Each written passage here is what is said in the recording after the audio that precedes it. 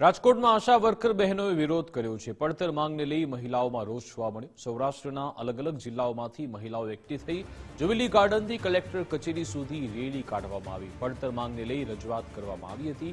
હાઈકોર્ટના હુકમ મુજબ વેતન આપવાની માંગ થઈ। બીએલઓ સહિત તમામ કામગીરી કરીએ છીએ તો કાયમી કરો। સરકારી કર્મચારીની જેમ તમામ લાભ આપો। ઓનલાઈન કામગીરી માટે મોબાઈલ સુવિધા આપો તેવી પણ રજૂઆત થઈ।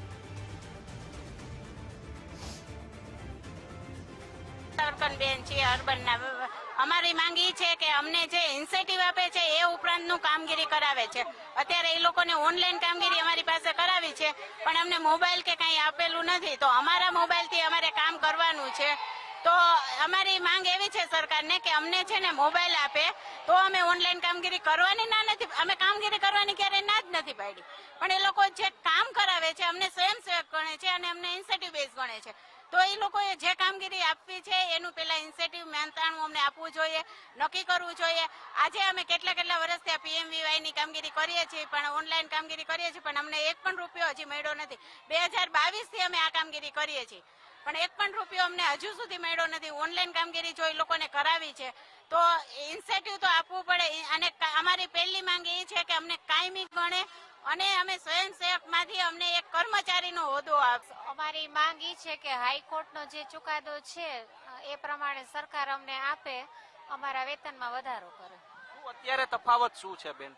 અમને અત્યારે 10,000 પગાર મળે છે, હાઈકોર્ટનો ચુકાદો 24,800 છે। તો અમારી માંગ ઘણી છે કે જ્યારથી સરકારને અમે ક્યારથી રજૂઆત કરી છે પણ અમારી એક પણ માંગ સંતોષાણી નથી। અત્યારે અમારે એટલી કામગીરી છે, કામગીરી પ્રમાણે અમને વેતન મળતું નથી। હાઈકોર્ટે ચુકાદો આપ્યો એને આજે 6 મહિના થવા આવ્યા પણ સરકારને અમારો જરાય અવાજ સંભળાતો નથી અને રોજ ને રોજ નવી કામગીરી અમારા ઉપર નાખ્યા રાખે છે।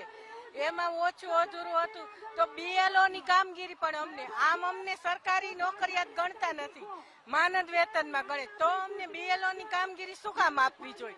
અને અત્યારે હાલમાં એવી એપ આપી છે એમાં બાળકો 3 થી 5 વર્ષના હોય ઈ કાંઈ આમ એક ધારું જોઈને કેચઅપ કરી શકે નહીં, છતાંય સરકારે આવી એપ આપી છે તો સરકારે અમને કામ કરવા માટે નવો મોબાઈલ નથી આપ્યો। અત્યારે અમે પોતાના મોબાઈલમાં અમે કામગીરી કરીએ છીએ। કોઈ એવા ઓફિસર નહીં હોય કે જે પોતાનું લેપટોપ લઈને ઓફિસમાં જતા હોય। અમે નાના કર્મચારી છીએ તોય અમે અમારો પોતાના મોબાઈલમાં પર્સનલ મોબાઈલમાં કામ કરીએ છીએ। મોબાઈલનું કામ અમને મોબાઈલ નહીં આપે ત્યાં લગન કામ નહીં થાય અને પગાર વધારો કરશે પછી જ મોબાઈલનું કામ થાય, ત્યાં લગન મોબાઈલની કામગીરી બંધ કરવા માંગીએ છીએ। અમે અલગ તાલુકા જિલ્લાઓમાંથી અહીંયા આવેલી છે અને અમારી મુખ્ય માંગણી એ છે કે અમારો લઘુત્તમ વેતનમાં સમાવેશ કરે।